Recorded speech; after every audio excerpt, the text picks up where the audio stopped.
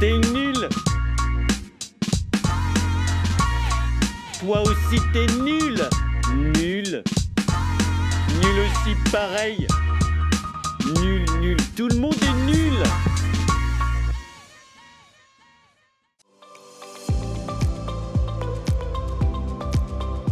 Marmou, te revoilà prêt à en découdre, et si tu nous as montré que tu étais capable de bien jouer certains coups, tu as aussi montré d'énormes gaffes.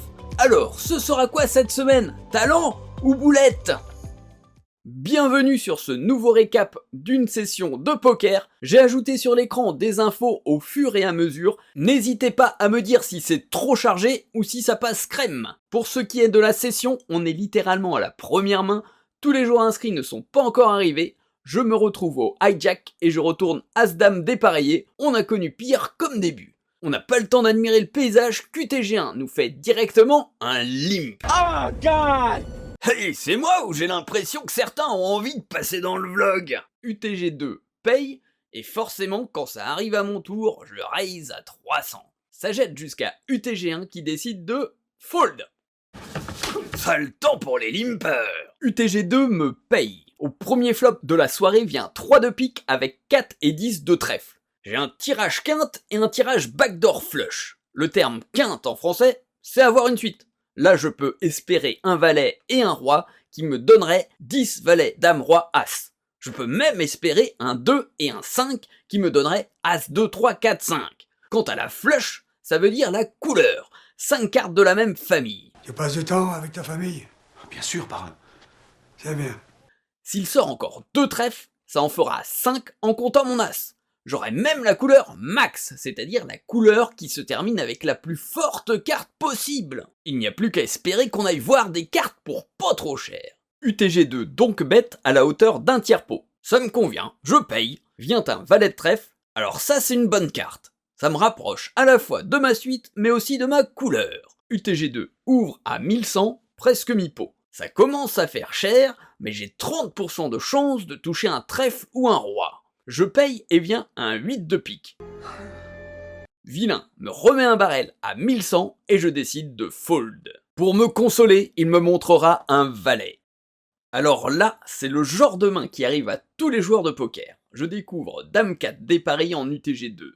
Dame 4, en théorie, ce n'est pas un open. À cette position, ce n'est pas une main légitime pour s'engager dans le coup. Et donc, de façon cohérente, je décide de jeter ma main. Sauf qu'au board tombe Dame, Dame 9. Are you kidding me?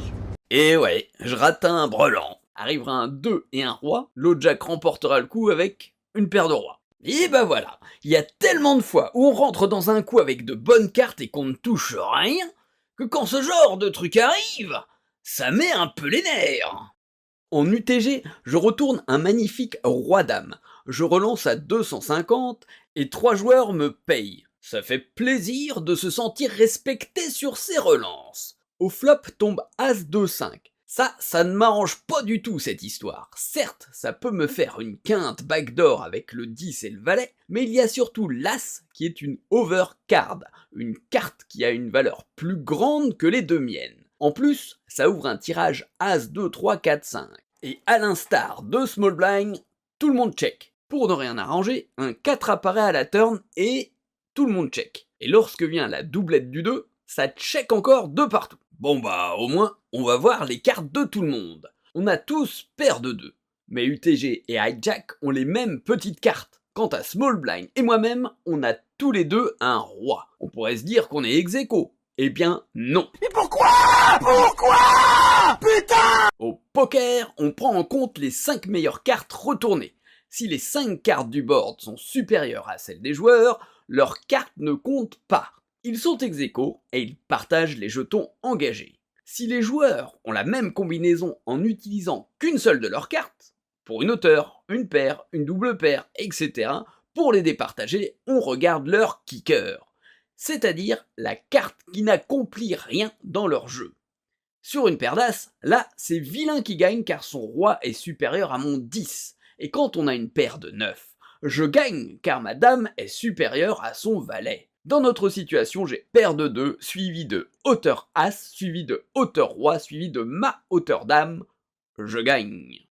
Ça fait un petit moment que je n'ai plus vu de cartes, on est sur les blinds 150, 300, quand je touche paire de 8 holo jack. Sur le limp du TG1, je relance à 800. C'est suivi par hijack et complété par UTG1. Au flop vient 3-5-2, UTG1 check. Et j'envoie un peu plus d'un tiers pot en value et en protection, mais ça ne fait pas peur à grand monde. Vient un as de carreau qui ouvre la quinte et la couleur. Après un check du TG1, sur un board aussi connecté, je décide de check. Hijack reprend l'initiative et ouvre à 2700. Et là, UTG1 réfléchit longtemps, mais genre longtemps, tellement longtemps qu'on décide d'appeler le time. Dès lors, le joueur n'a plus qu'une minute pour prendre sa décision. C'est assez rare d'appeler le time, et ça peut paraître un peu rude, mais il faut bien se rendre compte que le temps fait augmenter les blinds, et que les joueurs des autres tables, eux, continuent de jouer. Finalement, ils payent, moi je fold, et vient la doublette de l'as. Les deux check, et hijack retourne une couleur. Sur les blinds 200-400, je me croustille une petite paire de dames en UTG1. Je relance à 800, et encore une fois, je ne me fais pas respecter, 3 joueurs rentrent dans le coup. Oh, you motherfuckers. Okay. Alright. Au flop, je touche... full floppé. Je continue mon agression et ouvre à 1200 un carpo. Et là c'est merveilleux car LoJack décide de relancer. Et si cutoff fold, c'est payé par bouton. J'ai l'odeur du sang et je décide de faire tapis. C'est payé par LoJack et bouton, on ne pouvait pas rêver mieux. On retourne nos cartes et ils retournent chacun une double paire. Les 2 dernières cartes ne changeront rien et je triple mon tapis. Après quelques temps, je retourne valet 5 en big blind, c'est pas terrible mais ça limp jusqu'à moi et je check. Au board vient AC7 de pique avec un 5. Avec ma paire et mon tirage couleur, j'ouvre à 600, sauf qu'il faut ouvrir au minimum à la hauteur de la grosse blind, à 800. Et mon voisin me le fait remarquer très subtilement. Tu sais jouer poker ou pas? Est-ce que tu sais jouer poker ou pas? Ah, j'ai peur. Ce petit open me permettra néanmoins de remporter le pot. 10 minutes plus tard, je retourne les King Kong. Ça limp au LoJack et je décide de relancer à 2000. L'action revient à LoJack qui décide de call. Au board vient Dame-Dame 3 qui me donne double paire. LoJack décide de donc bet. J'avoue que je ne m'y attendais pas. Soit Vilain tente d'arracher le pot, soit il a une dame qui veut me prendre un maximum de jetons. Je paye néanmoins, on découvre un 10 de carreau et LoJack m'envoie son tapis pour 3 blinds et demi. Forcément, ça me met dans une situation inconfortable. Je couvre largement son tapis et je n'ai que 3 blinds à ajouter pour en gagner 13. Je paye, Vilain retourne valet 10, la rivière ne change rien et je gagne le coup. En UTG, je fais une relance à 2400 après avoir vu valet 10 à cœur. D'ailleurs, j'ai encore fait une boulette, il fallait relancer au minimum à 2 fois la grosse blind. Mais ça n'aura pas d'incidence sur la suite. LoJack envoie son tapis et Cutoff envoie également tous ses jetons pour un tapis similaire. Avec une big blind à rajouter pour en gagner 8, je paye. LoJack retourne 19 à trèfle. Not bad, not bad. Now you. Quant à Cutoff, il retourne paire de dames. Au board, je touche mon valet, mais ça ne suffira pas et je perds le coup. Ça fait un très long moment que je ne touche plus rien. Il me reste 10 blinds et je viens d'être changé de table. Tout à coup, je découvre paire de 9 au LoJack. Je relance à 5000, small blind, call et la big blind complète. Au board arrive un 6 de trèfle et dame roi à carreau. Avec 2 overcartes, ça n'est pas le flop idéal, mais après le check de mes adversaires, je continue l'agression avec un open à 6000. Small blind fold et big blind pay. Vient le 3 de cœur qui est une brique totale. Big blind check. À ce moment, j'ai engagé un tiers de mon tapis. Il me reste 6 blinds. J'espère que big blind est sur un tirage et en bluff, j'envoie mon tapis.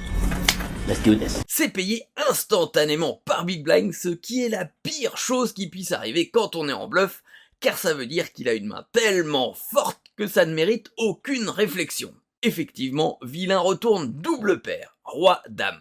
La rivière ne viendra pas me sauver, et je suis éliminé. Ah non, il me reste un jeton de 500.